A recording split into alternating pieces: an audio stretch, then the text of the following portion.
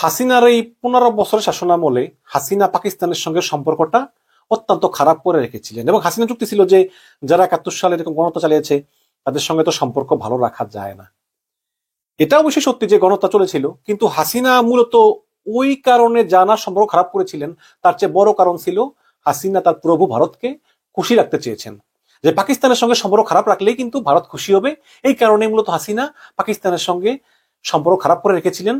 মুক্তিযুদ্ধ কিছু না, যদি তিনি এত মুক্তিযুদ্ধ মানতেন তাহলে রাজাকারের ছেলের সঙ্গে তার মেয়ের বিয়ে দিতেন না। যাই হোক, সেটা অন্য প্রসঙ্গ। তো এখন হাসিনা 5ই আগস্ট পালিয়ে যাওয়ার পর থেকে কিন্তু পাকিস্তানের সঙ্গে বাংলাদেশ সম্পর্কের একটা নতুন অধ্যায় শুরু হয়েছে।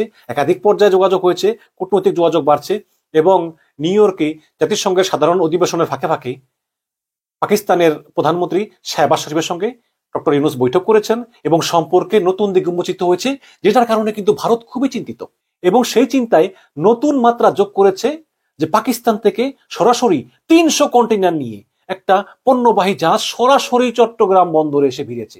এর আগে কিন্তু এই জাহাজগুলো ভিড়তে পারতো না। এর আগে পাকিস্তান থেকে মালামাল আনলে ওই জাহাজগুলো সিঙ্গাপুর যেত, সিঙ্গাপুর থেকে মাল খালাস করে আবার বাংলাদেশে জাহাজে করে সেই মালগুলো বাংলাদেশে নিয়ে আসতো, কিন্তু এখন সরাসরি আসতেছে।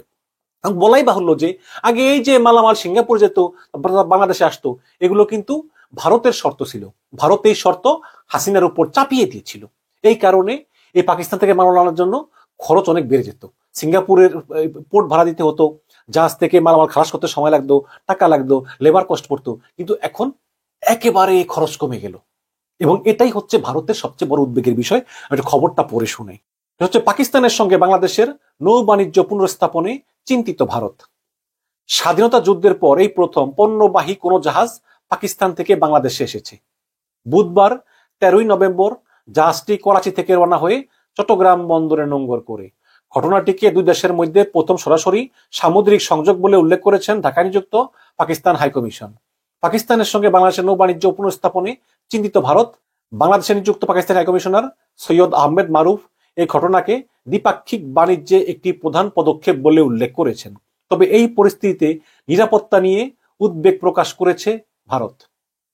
আর শুক্রবার ভারতীয় সংবাদ মাধ্যম দ্য টেলিগ্রাফের অনলাইন সংস্করণে প্রকাশিত এক প্রতিবেদনে বলা হয় যে ভারতের পূর্ব পশ্চিমাঞ্চলীয় প্রতিবেশীগুলোর মধ্যে এই ধরনের সরাসরি সামুদ্রিক সংযোগের ফলে বাংলাদেশের দক্ষিণ পূর্ব উপকূলের কাছাকাছি ভারতের উত্তর পূর্বাঞ্চল রাজ্যগুলোতে একটা অস্থিতিশীলতা সৃষ্টির সম্ভাবনা রয়েছে। মানে এই বাংলাদেশ এবং পাকিস্তানের সরাসরি জাহাজ চলাচলের ফলে বাংলাদেশের যে উত্তর পূর্বাঞ্চল রাজ্যে, যে আসাম, ত্রিপুরা, মেঘালয়, ওইখানে একটা অস্থিতিশীল পরিস্থিতির সৃষ্টি হতে পারে। ভারতের নিরাপত্তা সংস্থার এক সূত্র বলেছে যে গত বছর মোংলা বন্দরের একটা টার্মিনালের অপারেটিং অধিকার সুরক্ষিত করে চীনের বিরুদ্ধে কৌশলগত জয়লাভ করেছিল ভারত। আপনারা জানেন যে গত বছর হাসিনার সঙ্গে চুক্তি হয়েছে ভারতের যে মোংলা বন্দরটা ভারত অপারেটিং করবে। তো এটাকে একটা কৌশলগত বিজয় বলে ভারত দেখেছিল এবং চীনকে তারা কাজকলা দেখিয়ে মোংলা বন্দরের নিয়ন্ত্রণ নিয়েছিল। কিন্তু এখন পাকিস্তান চট্টগ্রাম বন্দরে প্রবেশাধিকার পেয়েছে এবং আর 2 দিন পরে হয়তো মোংলা বন্দরেও পাবে, তাই না? যেহেতু একই দেশের বন্দর। এবং এই পাকিস্তানের যে জাহাজ চলাচল মোংলা বন্দরে এবং চট্টগ্রাম বন্দরে, এটা এই ভূরাজনীতিতে একটা বিরাট প্রভাব ফেলবে এবং এই চট্টগ্রাম বন্দরের খুব কাছাকাছি আবার মিয়ানমার, ঝামেলা কিন্তু ওই জায়গায় আছে এবং মিয়ানমারে যুদ্ধ চলতেছে। বুধবার করাচির জাহাজটি 300-র বেশি কন্টেইনার নিয়ে চট্টগ্রাম বন্দরে ভিড়ে। জাহাজ বেরানোর সময় ঘটনাস্থলে উপস্থিত ছিলেন বাংলাদেশে নিযুক্ত পাকিস্তান হাইকমিশনার সৈয়দ আহমেদ মারুফ।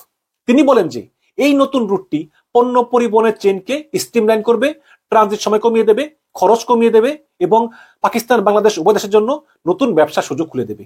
এবং ভারতীয় সংবাদ মাধ্যম টেলিগ্রামকে এক ভারতীয় বিশেষজ্ঞ বলেন যে চট্টগ্রাম এবং মোংলা বাংলাদেশের 2টি প্রধান সমুদ্র বন্দর এবং উভয়ই 5 দশকের বেশি সময় ধরে পাকিস্তানের কোনো জাহাজ সেখানে ভিড়তে পারে না। সিঙ্গাপুর বা কলম্বোতে ট্রান্সশিপ্টের মাধ্যমে এই 2 দেশের ব্যবসা বাণিজ্য হতো। এখন যেহেতু পাকিস্তানি জাহাজগুলো সরাসরি চট্টগ্রামে আসবে বা বাংলাতে আসবে, এই জাহাজগুলোর মাধ্যমে ভারতের উত্তর পূর্বাঞ্চল রাজ্যের যে বিদ্রোহী, যেসব বিদ্রোহীরা একটি স্বাধীন দেশের জন্য নিজ নিজ রাজ্যে সংগ্রাম করছে, যেমন উলফা, নাগাল্যান্ড, এদের হাতে পাকিস্তানি জাহাজের মাধ্যমে আনা অস্ত্র এদের হাতে পড়তে পারে বলে এই সম্ভাবনা উড়িয়ে দেওয়া যায় না।